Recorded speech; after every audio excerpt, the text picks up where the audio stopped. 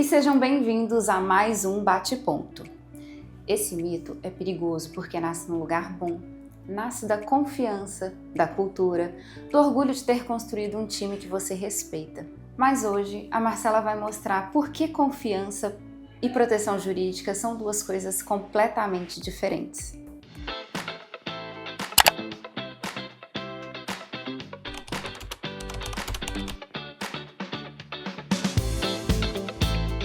Marcela, então conta pra gente. Você já ouviu algum folder dizer: o meu time é diferente, a gente se respeita, nunca vamos ter problema? Nossa, Aline, demais. E infelizmente são essas pessoas que mais se surpreendem quando o processo vem. Exatamente, isso é um problema seríssimo e as pessoas pagam pra ver, né? Pagam, Esse que é o problema. Pagam, exatamente.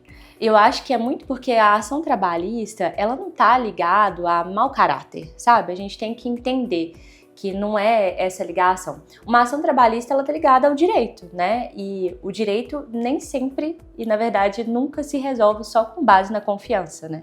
Exatamente, esse é um ponto. Então vamos separar as duas coisas: confiança do time e proteção jurídica.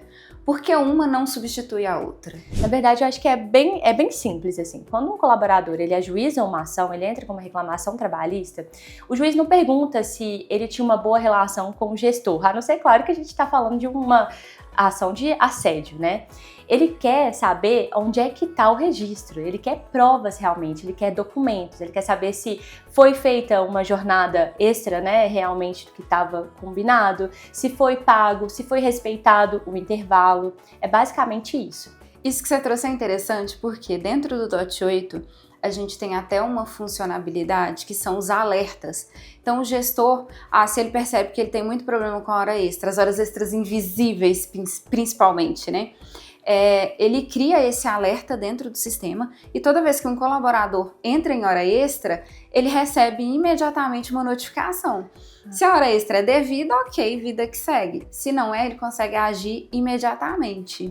Isso é muito interessante também, porque essa questão do aviso, a pessoa fica mais atenta, né? Porque tem gente que não sabe, por exemplo, que a pessoa um funcionário pode fazer apenas 2 horas extras por dia, né? Nossa, bom ponto. Isso é muito importante. Realmente tem muita gente que não sabe, tanto colaborador quanto gestor. Exato. Que não sabe disso.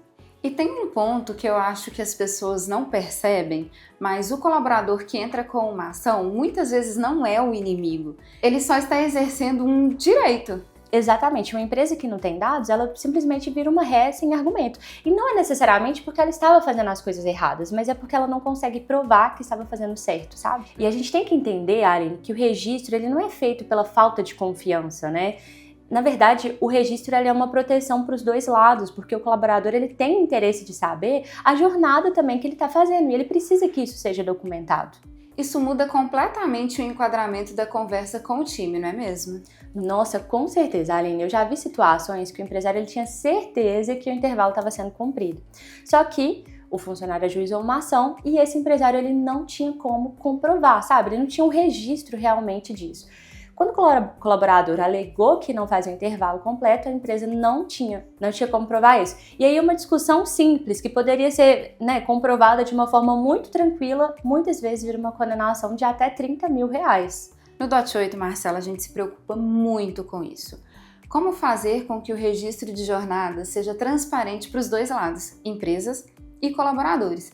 Porque quando o colaborador valida o próprio ponto, assina o espelho de ponto e acompanha a jornada, ele também está se protegendo e protege a empresa também. Com certeza, isso tem um peso jurídico real, porque o registro de ponto, que é validado pelo próprio colaborador, ele é muito mais difícil de ser contestado judicialmente, né? É muito mais difícil de ser contestado do que um dado que a empresa apenas, né, que alimentou. Legal. Como que a gente faz? Dentro do DOT 8, a gente tem um disparo em massa para os colaboradores, quando fecha a folha de ponto, o gestor no caso, né, faz as devidas correções, aprovação de ponta, subida de atestados e afins, e a gente faz esse disparo em massa. Então o colaborador ele recebe esse espelho de ponto, ele valida todos os pontos e faz a assinatura dentro do próprio aplicativo. Nossa, o que facilita meio mundo, né? Nossa, com certeza. E aí também uma prova, né? Porque ele verificou, validou e assinou. Além de diariamente ali, né? Tá realmente. Exatamente. Entendi. Muito bom. E esse foi mais um episódio do nosso Bate-Ponto. E se você ficou curioso para conhecer o DOT 8, o link está aqui na descrição. E semana que vem tem mais um Bate-Ponto. Até lá!